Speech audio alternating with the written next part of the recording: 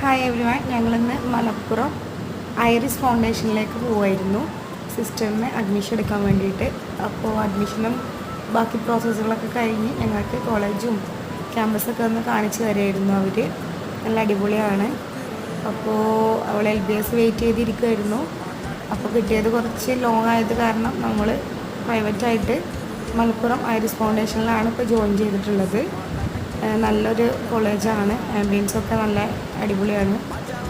ഇപ്പോൾ ക്ലാസ്സും കാര്യങ്ങളൊക്കെ ഒന്ന് ക്ലിയറായിട്ട് അവൾ കാണുമായിരുന്നു. ഇപ്പോൾ ഓണം സെലിബ്രേഷൻ്റെ ഭാഗമായിട്ട് അവർക്ക് ഓണം വെക്കേഷനിലാണ്. ഇപ്പോൾ ക്ലാസ് ഓഫാണ്. ഇനി 2 days കഴിഞ്ഞാൽ അവർക്ക് സ്റ്റാർട്ട് ചെയ്യും. അപ്പോൾ പ്രെയർ റൂമും അതുപോലെ അവിടെ ഡൈനിങ് ഏരിയ ഒക്കെ എല്ലാം അവർക്കൊന്ന് കാണിച്ചു കൊടുക്കുമായിരുന്നു.